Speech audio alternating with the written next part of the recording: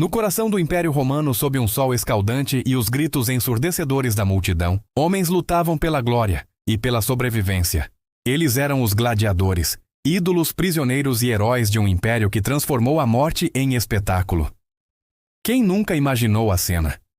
O Coliseu lotado, o imperador no seu camarote, e lá embaixo, na areia, dois guerreiros prontos para um combate mortal. Essa imagem, popularizada por filmes e séries, é poderosa, mas ela esconde uma realidade muito mais complexa, fascinante e, por vezes, cruel. Quem eram de fato os verdadeiros gladiadores? E o que a história deles nos revela sobre a própria Roma? Hoje vamos viajar no tempo, diretamente para a poeira e o sangue das arenas romanas, para desvendar os mitos e descobrir a verdade por trás desses lendários lutadores. A história dos gladiadores não começa no Coliseu, mas muito antes, por volta do século III a.C. A origem desses combates está ligada a rituais funerários etruscos, um povo que viveu na Península Itálica antes dos romanos. Nesses rituais, guerreiros lutavam até a morte em honra a um nobre falecido. Acreditava-se que o sangue derramado aplacava os espíritos dos mortos e lhes dava força na vida após a morte. Era um sacrifício sagrado, um tributo aos deuses e aos antepassados. Quando Roma expandiu seu domínio, absorveu muitas tradições dos povos conquistados, e essa não foi exceção. As primeiras lutas de gladiadores em Roma, chamadas de munera, aconteceram em funerais de figuras importantes. Eram eventos privados, uma demonstração de poder e devoção da família do falecido. Mas os romanos, com seu talento para o espetáculo e a organização, viram um potencial muito maior nesses combates. O que era um ritual religioso, aos poucos, foi se transformando em entretenimento de massa. Os políticos romanos perceberam que patrocinar esses jogos era uma forma eficaz de ganhar o favor do povo, uma estratégia que ficou conhecida como pão e circo. Oferecer entretenimento gratuito, especialmente um tão visceral e emocionante, era uma maneira de manter a população satisfeita e distraída dos problemas sociais e políticos. Assim, as lutas saíram dos funerais e foram para as arenas, construídas especialmente para isso. A popularidade explodiu. O que antes era uma cerimônia solene se tornou um espetáculo grandioso, com música, desfiles e uma produção cuidadosa para maximizar a emoção da plateia. Mas quem eram os homens que entravam nessas arenas? A imagem mais comum é a do escravo forçado a lutar. E de fato, muitos gladiadores vinham dessa condição. Eram prisioneiros de guerra, capturados em batalhas nas fronteiras do império, ou criminosos condenados à morte na arena. Uma punição conhecida como damnatio ad ludos. Para eles, não havia escolha. Lutar era a única chance, por menor que fosse, de sobreviver mais um dia. A vida deles valia muito pouco aos olhos do Estado, e sua morte servia como um aviso para qualquer um que ousasse desafiar o poder de Roma. No entanto, aqui está uma das maiores surpresas sobre os gladiadores. Nem todos eram escravos. Um número significativo de homens se tornava gladiador por vontade própria. Eram os auctorati, cidadãos livres que assinavam um contrato para lutar na arena. Mas por que alguém faria essa escolha? Os motivos eram variados. Muitos eram ex-soldados que não conseguiam se adaptar à vida civil, ou homens desesperados, afundados em dívidas, que viam na arena uma saída.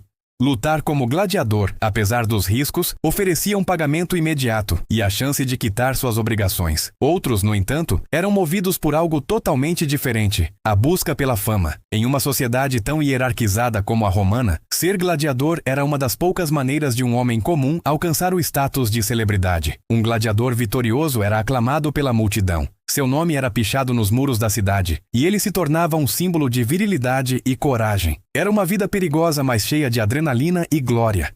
Uma vez dentro do sistema, seja como voluntário ou como prisioneiro, a vida do gladiador era controlada por uma instituição, o ludus, ou a escola de gladiadores. Essas escolas eram, ao mesmo tempo, prisões e centros de treinamento de elite. Eram dirigidas por um lanista, um empresário que comprava, treinava e alugava seus gladiadores para os jogos. A disciplina era extremamente rígida. Os homens viviam em celas, e qualquer tentativa de desobediência era punida severamente, mas ao mesmo tempo eles recebiam o melhor tratamento possível. Tinham uma dieta rica em proteínas e carboidratos, como cevada e feijão, para construir massa muscular e uma camada de gordura que protegia órgãos vitais de cortes superficiais. Recebiam também os melhores cuidados médicos da época. Um gladiador era um investimento caro, e um lanista não queria perder seu ativo por uma infecção ou uma lesão mal cuidada. Médicos famosos como o próprio Galeno, um dos pais da medicina, trabalharam em escolas de gladiadores, aprimorando seus conhecimentos de anatomia e cirurgia. Dentro dos ludi, os aspirantes a guerreiros eram divididos em diferentes categorias, cada uma com seu próprio equipamento e estilo de luta. Essa variedade era essencial para o espetáculo. Era como um jogo de pedra, papel e tesoura, onde cada tipo de gladiador tinha vantagens e desvantagens contra outro. Por exemplo, tínhamos o murmilho, um lutador pesado, protegido por um grande escudo retangular e um elmo com uma crista em formato de peixe. Ele geralmente enfrentava o traex, o trácio, que usava um escudo menor e uma espada curva, projetada para contornar as defesas do adversário. Talvez a rivalidade mais famosa fosse entre o retiarius e o secutor. O retiarius, ou homem da rede, era o mais incomum. Ele lutava quase sem armadura, armado apenas com uma rede, um tridente e um punhal. Sua estratégia era a agilidade, prender o oponente na rede para depois finalizá-lo. Seu adversário, o secutor, ou o perseguidor, era projetado especificamente para caçá-lo. Ele usava uma armadura pesada e um elmo liso e arredondado, sem nenhuma saliência, para que a rede do retiarius não pudesse se prender. Era uma batalha clássica entre agilidade e força bruta, um verdadeiro balé da morte que hipnotizava a multidão. Existiam dezenas de outros tipos. O hoplomachus, que lembrava um soldado grego, o Excedarius, que lutava em cima de uma biga, e até mesmo as gladiatrix, as raras gladiadoras mulheres cuja existência, embora controversa, é confirmada por algumas fontes históricas. Cada combate era cuidadosamente planejado pelo editor dos jogos, geralmente o imperador ou um magistrado rico. As duplas eram escolhidas para criar o máximo de suspense e emoção. Antes da luta, havia um grande desfile, a pompa, onde os gladiadores entravam na arena com suas melhores armaduras, saudando o editor dos jogos e o público. A famosa frase, Ave Caesar, morituri te salutam. Ave César, aqueles que vão morrer te saúdam. Provavelmente não era dita em todos os combates, mas captura perfeitamente o drama daquele momento. A luta começava ao som de trombetas e órgãos hidráulicos, e a multidão ia ao delírio. Mas, ao contrário do que os filmes mostram, a maioria das lutas não terminava em morte. Como eu disse, um gladiador era um investimento valioso. Matá-los a cada combate seria um péssimo negócio. As lutas eram regidas por regras e supervisionadas por árbitros.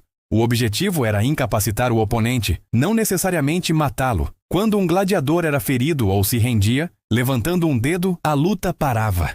A decisão final sobre seu destino cabia ao editor dos jogos, que geralmente seguia o desejo da multidão. Se o gladiador tivesse lutado com coragem e habilidade, o público gritava "Mite! Deixe-o ir!" e acenava com lenços. O famoso gesto do polegar para baixo, significando morte, é provavelmente um mito de Hollywood. A maioria dos historiadores acredita que o gesto para poupar era o polegar escondido dentro do punho fechado, simbolizando uma espada embainhada, enquanto o polegar para cima ou para o lado, imitando o gesto de cortar uma garganta, pedia a execução. Um gladiador poupado vivia para lutar outro dia, e se ele sobrevivesse a muitos combates, poderia ganhar a rudis, uma espada de madeira simbólica que lhe concedia a liberdade. A vida de um gladiador era uma montanha-russa de medo e adoração. Fora da arena, eles eram infames, pertenciam à classe social mais baixa, junto com atores e prostitutas. Mas, ao mesmo tempo, eram verdadeiros astros. Crianças brincavam com bonecos de gladiadores, e suas imagens decoravam lamparinas a óleo e mosaicos. As mulheres da elite romana, às vezes, se apaixonavam por eles, atraídas por sua força bruta e status de herói. Eles eram símbolos de uma virtude fundamental para os romanos, a virtus, a coragem diante da morte. Em um império que glorificava a guerra e a conquista, os gladiadores eram a personificação do guerreiro ideal. Eles enfrentavam seu destino com bravura, e isso inspirava o povo. Eles eram a prova viva de que, mesmo na posição mais baixa da sociedade, um homem poderia alcançar a imortalidade através da coragem. O fim da era dos gladiadores veio gradualmente, junto com o declínio do próprio Império Romano. A ascensão do cristianismo foi um fator crucial. Os líderes cristãos condenavam os jogos como um espetáculo pagão e bárbaro, uma celebração da morte que ia contra os valores da nova fé.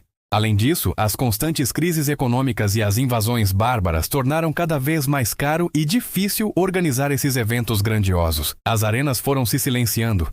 O último combate de gladiadores registrado em Roma aconteceu no início do século V. O Coliseu, que um dia ecoou com os gritos de 50.000 pessoas, caiu em desuso e, eventualmente, em ruínas.